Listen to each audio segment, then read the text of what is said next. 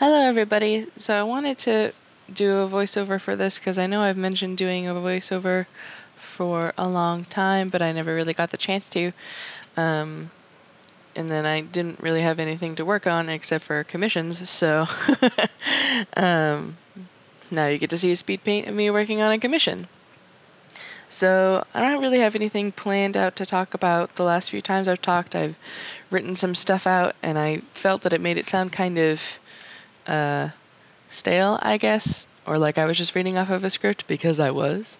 So I'm trying to just do this on the fly, and we'll see how it goes.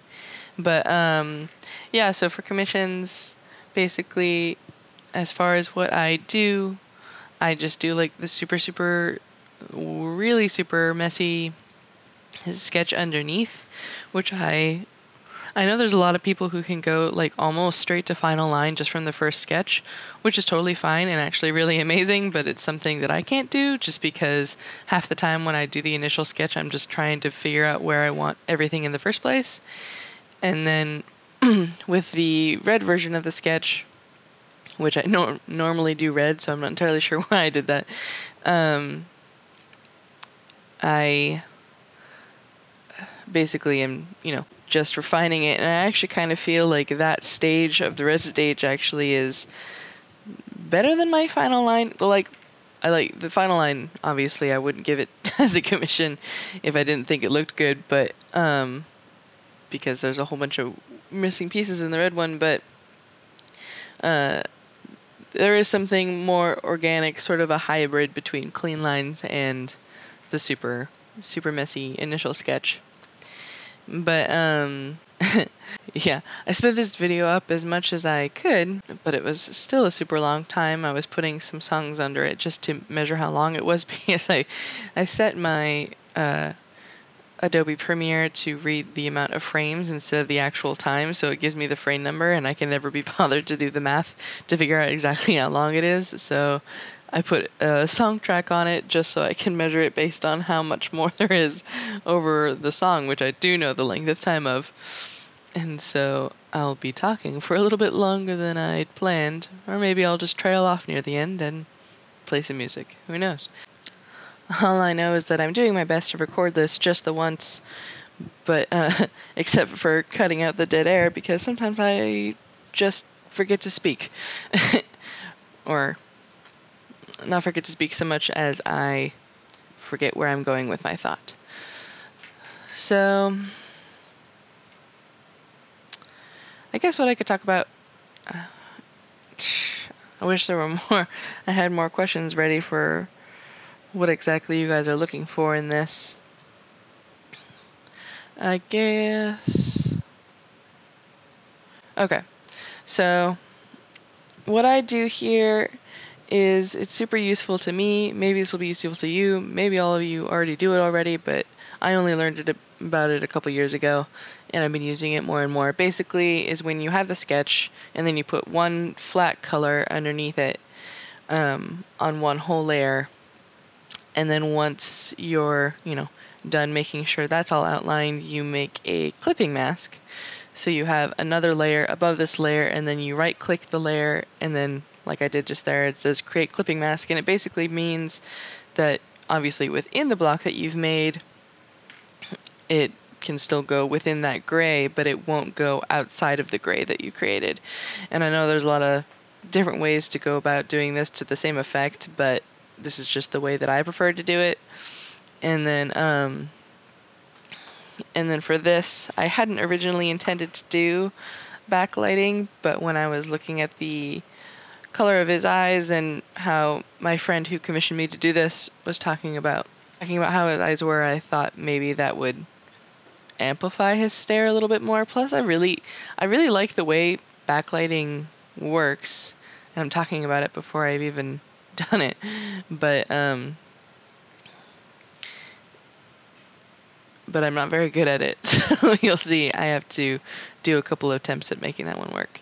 So with that, there's the other thing I do is, that was a copy of all the layers put together, and then I darkened it with the hue and saturation of the lightness. I just made it darker, and then with here what I'm doing is a layer mask, which you can, it's an option at the bottom of Photoshop. You just click, on layer mask, and basically if you paint in anything black in that box, it erases it from that layer, and then, but you can add it back in with white as if, without actually like ruining the actual layer. So you're not actually erasing anything that you do in case, you made a mistake and you need to put it back, but there's like a whole bunch of other effects involved, which is, I found to be extremely useful.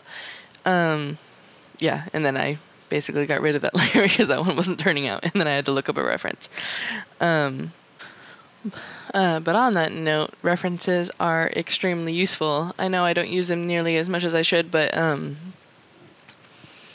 you don't know how to draw everything immediately. Like, it's impossible. You can't be perfect at everything, and especially if you can't draw it correctly if you've never looked at it.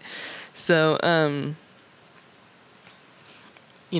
like, I don't use references nearly as much as I should, and I should endeavor to use them more, but don't feel, afraid to use them, like, especially when it comes to like lighting and, to reference photos for like poses. I'm not saying there's nothing wrong with referencing someone's art style if you're trying to figure out like the way that they color, but obviously if you're going to try and recreate something for practice, there's nothing wrong with recreating for practice, but don't, post a picture that's exactly the same and say that's your own unless you explicitly say, hey, well, I don't know, just practice. Practice and then make your own, version and learn, and don't just use one style. Like, look at a whole bunch of different people's styles and like look how it looks in real life, and just, learn and adapt and basically figure out what works best for you. I went through a whole lot of different phases before I settled on this style, and I'm sure in a couple of years I'll have done something else. I'll be doing something else entirely, like, who knows. But yeah, and so then near the end when I'm done, I adjust the levels because I like the kind of way it makes it glow. I know it makes a lot of my work look kind of oversaturated, but I think it looks cool. So, and then you saw the reference at the beginning was the shirt. I was planning on just making the shirt directly, but then I thought I could make the arrow pointing up at him instead because that would be funny. But